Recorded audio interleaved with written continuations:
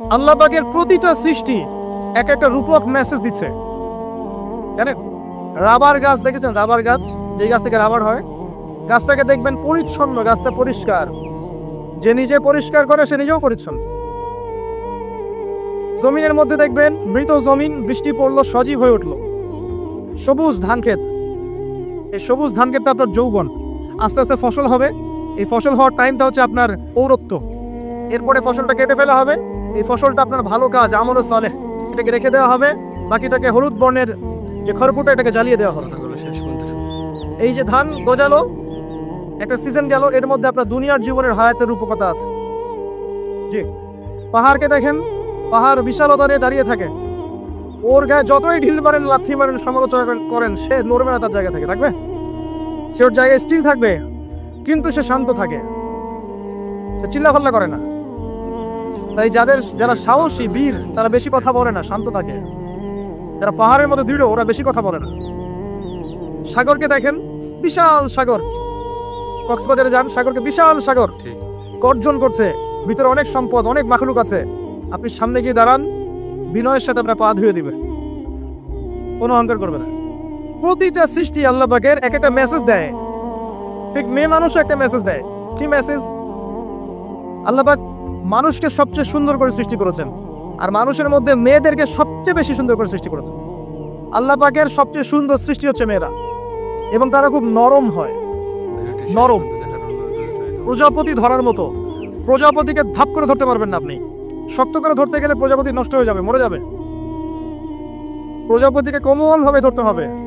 ঠিক মেয়েদের সামনেও আপনার কোমল থাকতে হবে। বেশি হার্ড হতে যাবেন, শেষ। আমি আপনার গার্লফ্রেন্ডের সামনে কোমল হতে বলি নাই, আপনার ওয়াইফের সামনে হতে বলেছি।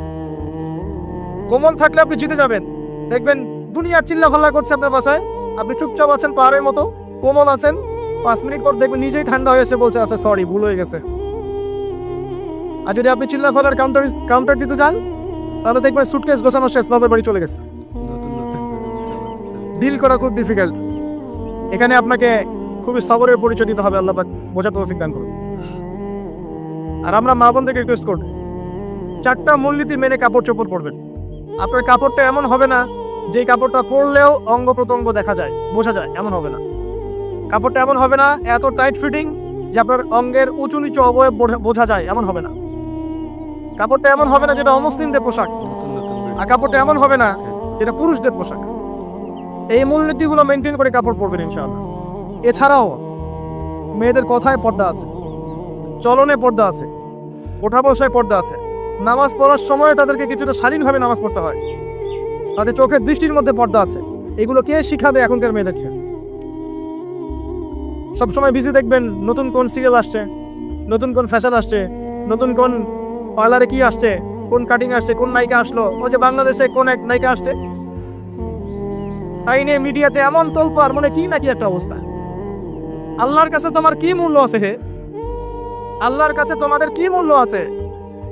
তোমরা কি 5 ওয়াক্ত নামাজ পড়ো? তোমরা কি পর্দা করো? তোমাদের মধ্যে হায়াবোধ কিছু আছে? তোমরা মানুষকে ভালো কিছু শিখাও, সমাজকে ভালো কিছু দাও, শালীন কিছু দাও। আল্লাহর কাছে তোমাদের কি মূল্য আছে?